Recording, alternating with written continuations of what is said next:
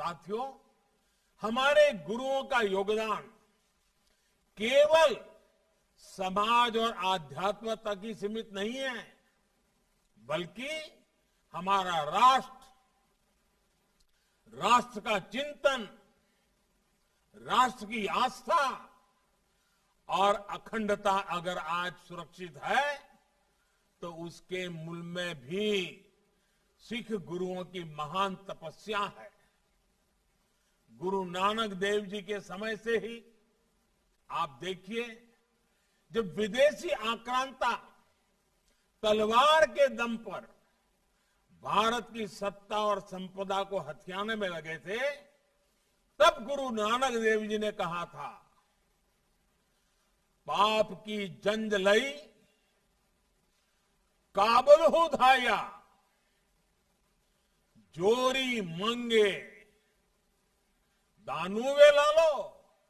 यानी पाप और जुल्म की तलवार लेकर बाबर काबुल से आया है और जोर जुल्म से भारत की हुकूमत का कन्यादान मांग रहा है। ये गुरु नानक देव जी की स्पष्टता थी, ये गुरु नानक देव जी की दृष्टि थी।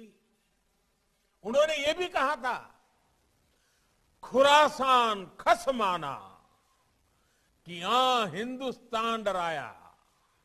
यानी खुरासान पर कब्जा करने के बाद बाबर हिंदुस्तान को डरा रहा है। इसी में आगे वो ये भी बोले, ऐती मार पई कर लाने तय की दर्दू न आया। अर्थात उस समय इतना अत्याचार हो रहा था, लोगों में चीख पुकार मची थी, इसलिए गुरु नानक देव जी के बाद आए हमारे सिख गुरुओं ने देश और धर्म के लिए प्राणों की बाजी लगाने में भी संकोच नहीं किया। इस समय देश गुरु तेग बहादुर जी का 400वां प्रकाश उत्सव मना रहा है। उनका पूरा जीवन ही राष्ट्र प्रथम के संकल्प का उदाहरण है। जिस तरह गुरु तेग बहादुर जी मानवता के प्रति अपने विचारों के लिए सदैव अडिग रहे, वो हमें भारत की आत्मा के दर्शन कराता है। जिस तरह देश ने उन्हें हिंद की चादर की पदवी दी, वो हमें सिख परंपरा के प्रति हर एक भारतवासी के जुड़ाव को दिखाता है। औरंगजेब के खिलाफ गुरु तेग बहादुर का पराक्रम और उनका बलिदान हमें सिखाता है कि आतंक और मजहबी कट्टरता से देश कैसे लड़ता है। इसी तरह दसम गुरु गोविंद सिंह साहब, उनका जीवन भी पग पग पर तप और बलिदान का एक जीता जागता उदाहरण है। राष्ट्र के लिए, राष्ट्र के मूल विचारों के लिए दसम गुरु ने अपना सर्वस्व न्योछावर कर दिया। उनके 2 साहिबजादों जोरावर सिंह और फतेह सिंह को आतताइयों ने दीवार में जिंदा चुनवा दिया, लेकिन गुरु गोविंद सिंह जी ने देश की आन बान और शान को झुकने नहीं दिया। चारों साहिबजादों के बलिदान की याद में हम आज भी शहीदी सप्ताह मनाते हैं और वो इस समय चल भी रहा है।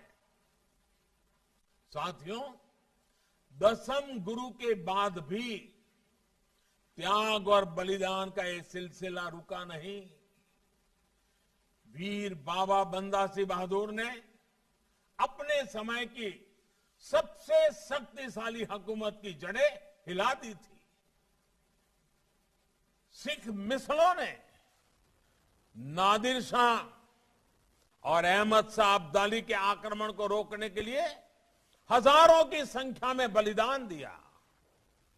महाराजा रणजीत सिंह ने पंजाब से बनारस तक जिस तरह देश के सामर्थ्य और विरासत को जीवित किया, वो भी इतिहास के पन्नों में दर्ज है।